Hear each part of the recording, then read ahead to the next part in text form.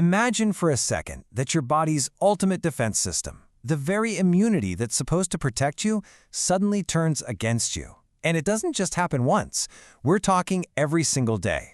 What might just start out as mild abdominal pain and diarrhea can relentlessly snowball into severe bleeding, massive weight loss, and systemic inflammation. For millions of people out there, this isn't some science fiction scenario. It is the exhausting daily reality of an intestine under constant attack. Welcome to This Explainer. Today we're diving into a really fantastic medical masterclass from MedNexus. We're going to take a highly complex inflammatory bowel disease, ulcerative colitis, and break it down so it makes perfect sense.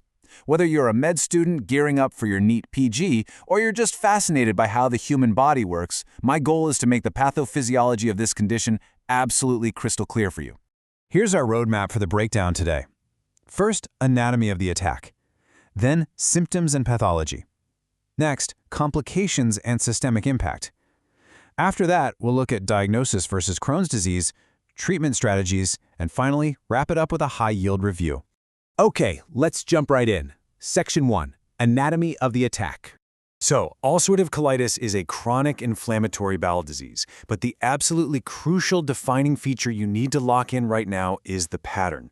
The inflammation always starts in the rectum. From there, it spreads proximally, meaning upwards, in a continuous pattern. Think of it kind of like a wildfire. It might just burn the rectum and sigmoid colon, or it could sweep all the way up through the descending colon. In severe cases, it engulfs the entire colon, but it is always continuous, and it is strictly limited to the mucosal layer of the colon and rectum. Now, here is a really weird medical paradox when it comes to risk factors. We know genetics and environment play huge roles, but unlike literally almost every other disease out there, smoking actually appears to have a paradoxical protective association in UC. Now, let me be incredibly clear here. We are never, ever recommending smoking. The overall health risks are massive and deadly. But purely from a pathophysiological standpoint, it's a really fascinating quirk of the disease. So how does the damage actually happen down there?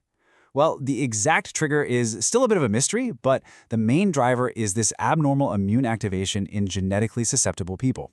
It kicks off a massive inflammatory cascade. Immune cells just flood the area, dumping cytokines, inflammatory mediators, and reactive oxygen species. This microscopic explosion directly damages the mucosal lining, tears up the delicate crypt architecture, and basically shatters the epithelial barrier.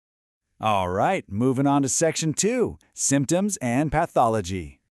When that mucosal barrier breaks down, it bleeds. And that brings us to the absolute most common symptom of UC, bloody diarrhea. It's the hallmark. You literally can't miss it. But patients are dealing with a lot more than just that. They've got severe abdominal pain, a sudden intense urgency to go, mucus in the stool, and tenesmus. If you don't know, tenesmus is that awful constant feeling that you need to pass stool even when your bowels are completely empty.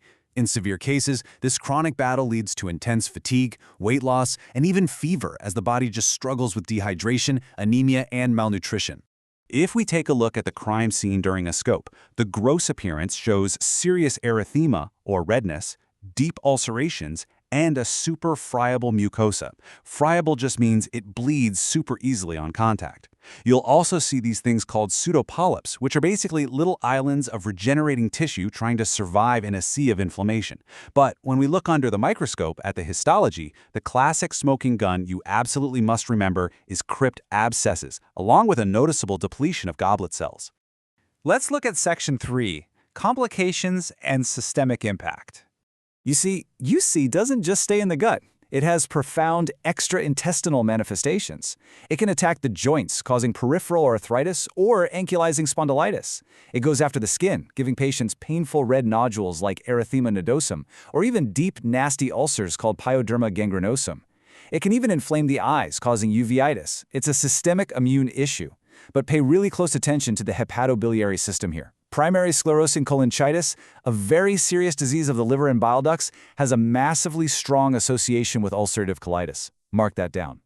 Now, back within the gut itself, there's a terrifying life-threatening complication we have to talk about: toxic megacolon. This happens when the inflammation gets so severe that the colon effectively paralyzes and dilates to a dangerous degree. If it's not caught, the colon can literally perforate, dumping its contents right into the abdomen. That leads to rapid sepsis, shock, and potentially death. It is a genuine medical emergency. And even if a patient manages to avoid an acute crisis like toxic megacolon, they're still facing a ticking clock. Having long-standing ulcerative colitis significantly bumps up the risk of colorectal carcinoma. And that risk isn't just a flat rate. It scales up based on two main things: exactly how long the patient has had the disease and just how much of their colon is actively, continuously involved. Section 4.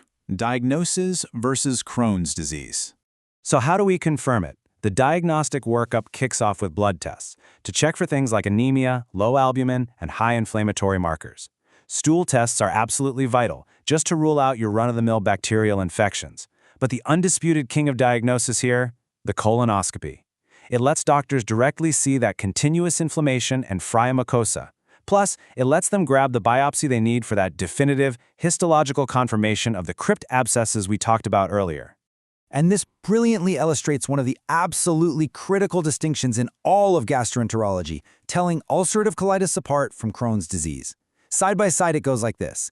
UC is continuous, limited entirely to the colon, affects only the mucosal layer, and shows crypt abscesses.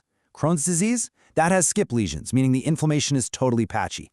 It can hit anywhere in the entire GI tract, from the mouth to the anus. The inflammation is transmural, meaning it punches through the whole bowel wall, and it's famous for granulomas. You have got to know this difference.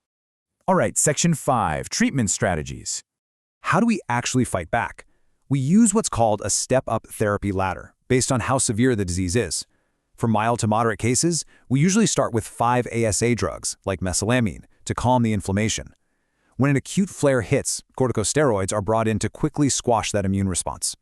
If that's not cutting it, we step up to immunomodulators, and then to advanced biologic therapies, like infliximab, which specifically target exact inflammatory pathways. But if the disease is totally refractory, causes cancer, or triggers something awful like toxic megacolon, the final step is surgery, a colectomy.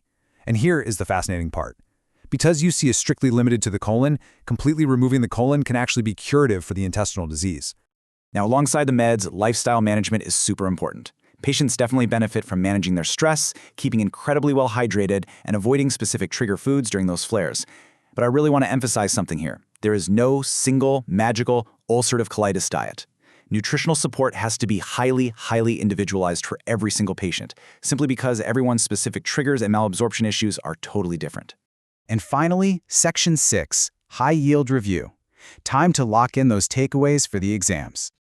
Here is your high-yield review. Grab a screenshot of this if you need to.